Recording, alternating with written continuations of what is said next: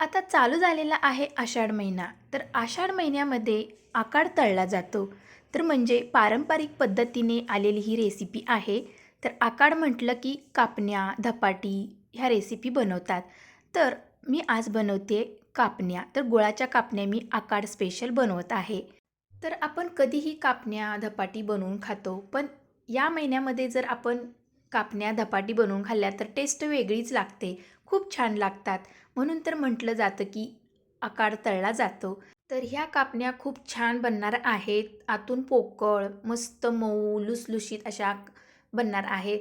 तर चला तर मग आता आपण रेसिपीला सुरुवात करूया.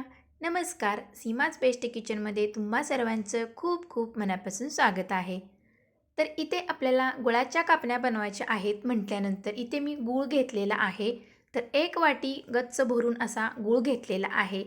तर इथे आता आपण एक पातेलं घेऊया आणि पातेल्यामध्ये गूळ घालूया.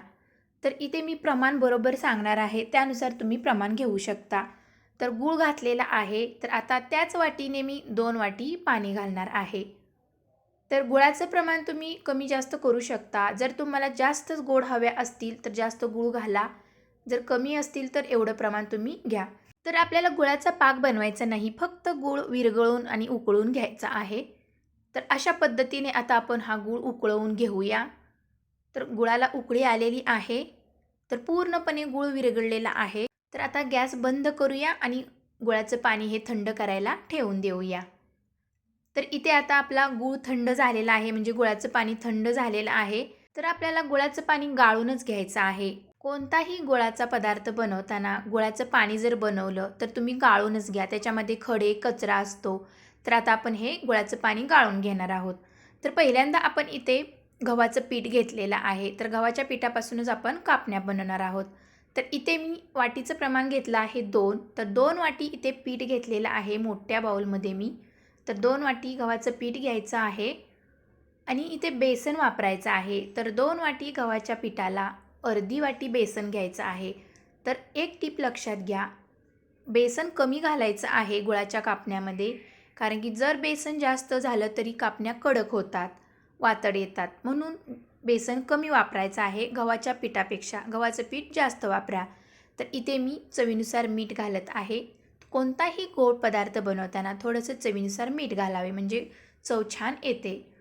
तर थोडीशी हळद घातलेली आहे आणि इथे मी मिक्सरच्या भांड्यामध्ये बडीशेप, इलायची आणि सुंठ याची पावडर बनवलेली आहे अशी जाडसर. या पावडरमुळे खूप छान स्वाद आणि टेस्टी लागतात कापण्या. तर तुम्ही तुमच्या आवडीप्रमाणे इथे कमी जास्त पावडर घालू शकता. पण खूप छान सुगंध येतो कापण्यांना आणि टेस्ट पण छान लागते. तर आता हे सर्व आपण घातलेलं आहे. आता मिक्स करून घेऊया.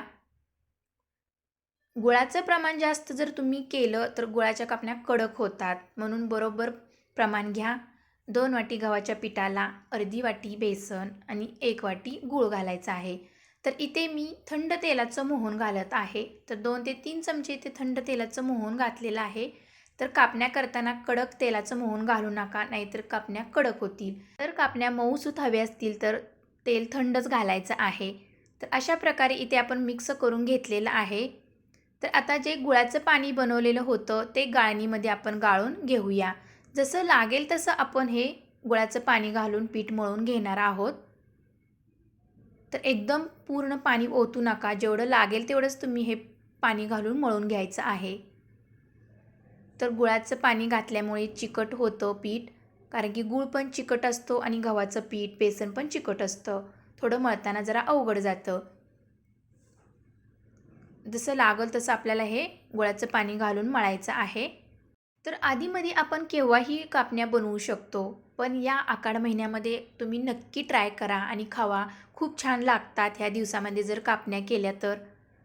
तर अशा पद्धतीने इथे मला सर्व गुळाचं पाणी लागलेलं आहे. थोडंसं राहिलेलं आहे. बघूया अजून लागतं आहे का? तर खूप चिकट झालेलं आहे पीठ, कारण की गूळ पण खूप चिकट आहे आणि गव्हाचं पीठ पण. थोडंसं अवघड जातं म्हणण्यासाठी, पण टेस्ट पण फार छान लागते.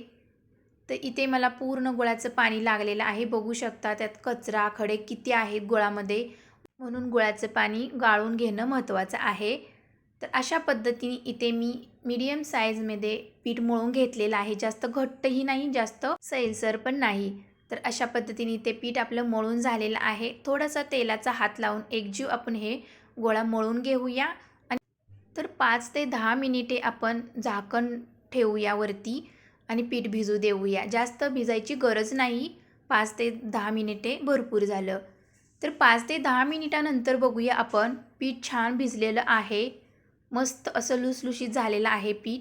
तर इकडे मी तेलही गरम करायला ठेवलेलं आहे. तोपर्यंत आपण आता कापण्या बनवायला सुरुवात करूया. तर इथे आपण आता पिठाचा गोळा एकजीव करून घेऊया. पिठाचा गोळा घेतल्यानंतर हातावरती असा एकजीव करून घ्यायचा आहे, म्हणजे गोल घ्यायचा आहे करून. तर आता आपण थोडंसं तेल लावून हा गोळा लाटून घेऊया. तर इथे पिठाचा वापर करायचा नाही, थोडंसं तेल लावूनच आपल्याला ही पोळी लाटून घ्यायची आहे. तर आता इथे लाटून थोडीशी झालेली आहे. तर वरतून मी आता थोडीशी खसखस लावत आहे. तर कापण्या बनवताना कापण्याला वरती खसखस लावतात, त्यामुळे कापण्या दिसायला पण छान दिसतात आणि खायला पण टेस्टी लागतात. तर दोन्हीही बाजूनी मी खसखस लावून पुन्हा एकदा लाटून घेतलेलं आहे. तर जास्त पातळही नाही आणि जास्त जाड पण नाही, अशी पोळी लाटायची आहे. तर कापण्या थोड्याशा जाडच असतात, पण मीडियम साईजची आपल्याला पोळी लाटून घ्यायची आहे. तर आता आपण आपल्या आवडीप्रमाणे पोळी कट करून घेऊया आणि कापण्यामध्ये आकार देऊन कट करूया. तर अशा आपल्याला कापण्या कट करायच्या आहेत.